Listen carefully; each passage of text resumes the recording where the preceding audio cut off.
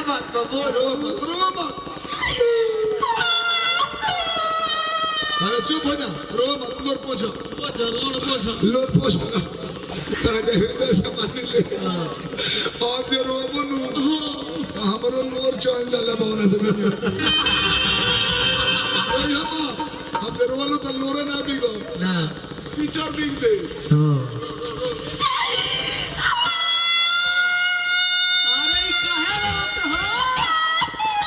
लागो तो कोनो ले ले बका हो मोबाइल ले ले बा कौन से एप्पल के इब्रा बाबा कोनो कर मोबाइल ले ले बड़ी महंगा मोबाइल रखे लेनु हां भाई एप्पल के बोल का बजा रास्ता बोल कोनो ले ले मोबाइल बा तो कोनो कोइला सिया कोनो बातो चितना कोइला सिया कोनो धइले रहला कुछ भी खाता ₹1 डाल लगल बा है रो तो बोला अरे दीना कर वाला बड़ू का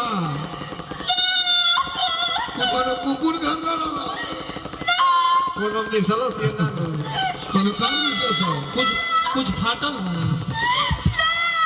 कोनो साड़ घर न रास्ता में कुछ ना भइल कोनो घटना ना भइल लोग कला चटका फिर होता वही काटी भूखा क्या बात बोलू अपना दिल की बात हम के कही और कैसे कही हमरा से मुंह से नु कहबू की गाली से कह हमार मम्मी पापा हमार जबरदस्ती शादी सेट करा दिले बड़े लड़का से ना भैंसा से बोलू बढ़ी है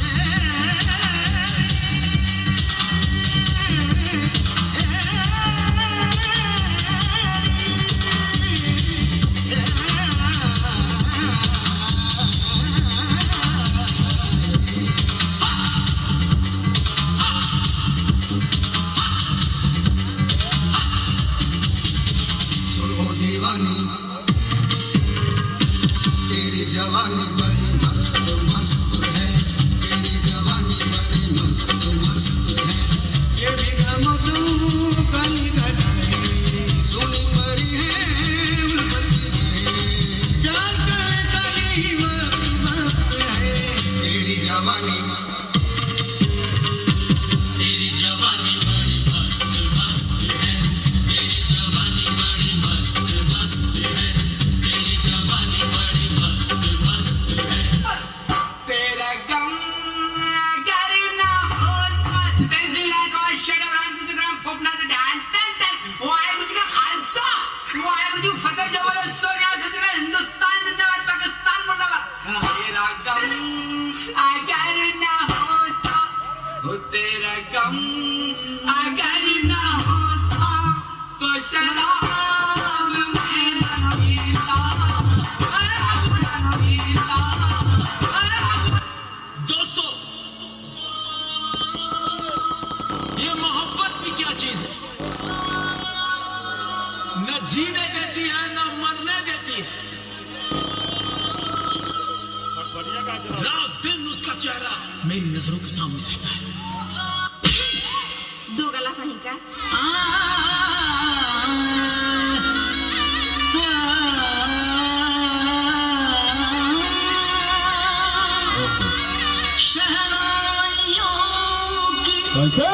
सदा कह रही है खुशी की मुबारक घड़ी आ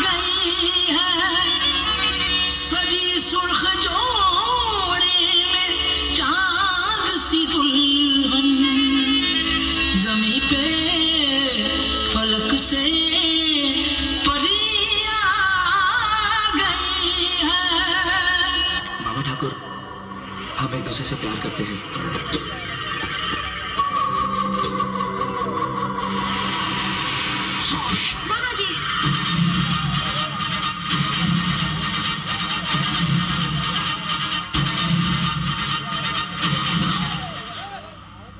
आपका ये डंडा झंडा लहराने के काम आएगा।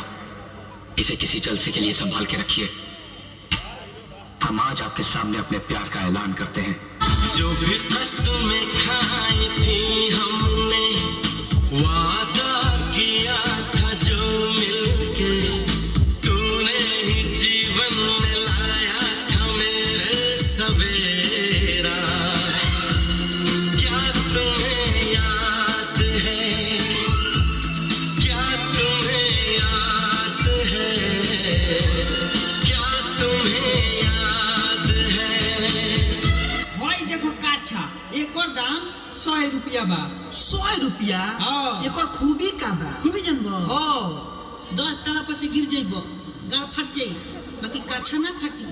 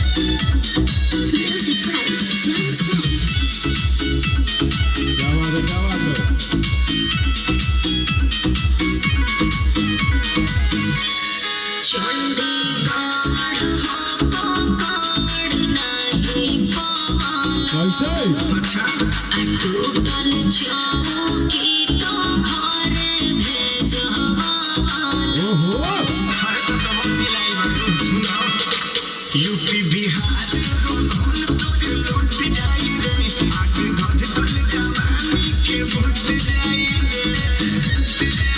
सच कोई पसीनो न छूटे रे।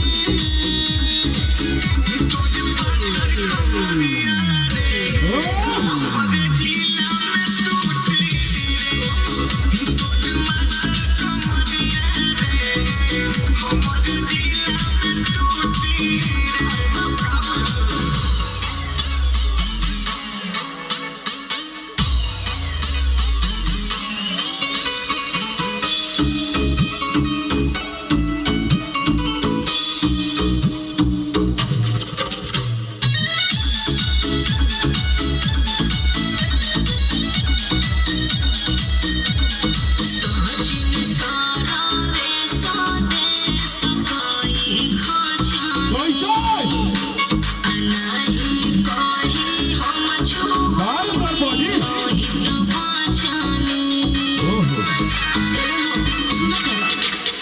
अपना जिला के अपने सिर होई रे, हो चुम्मा पटक के लखे रहो रे। मोरा मम्मा के ज्योति रे।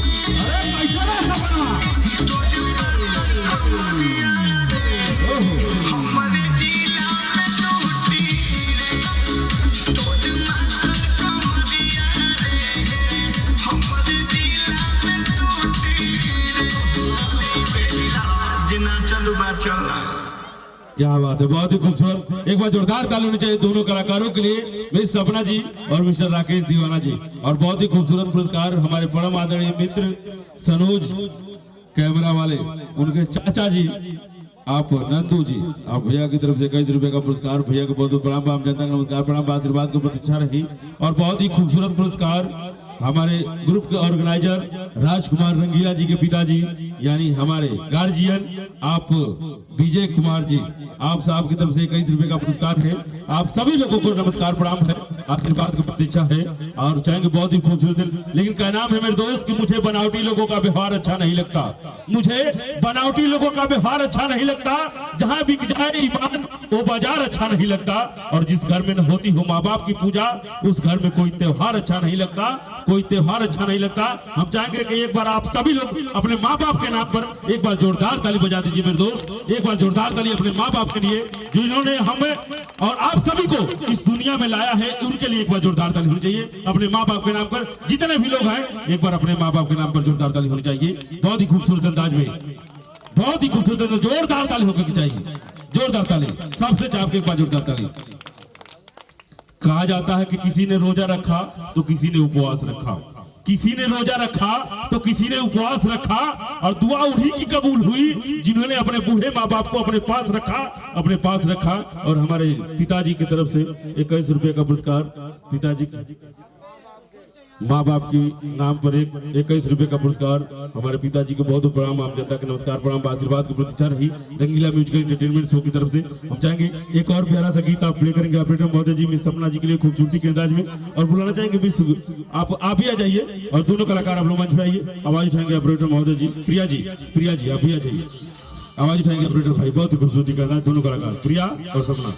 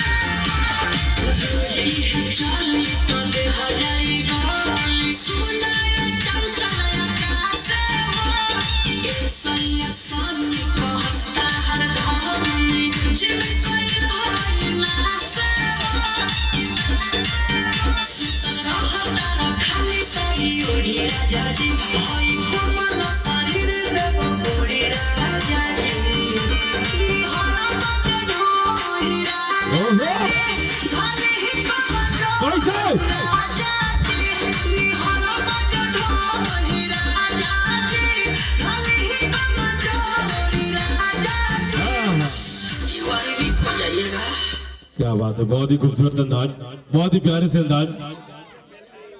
हेलो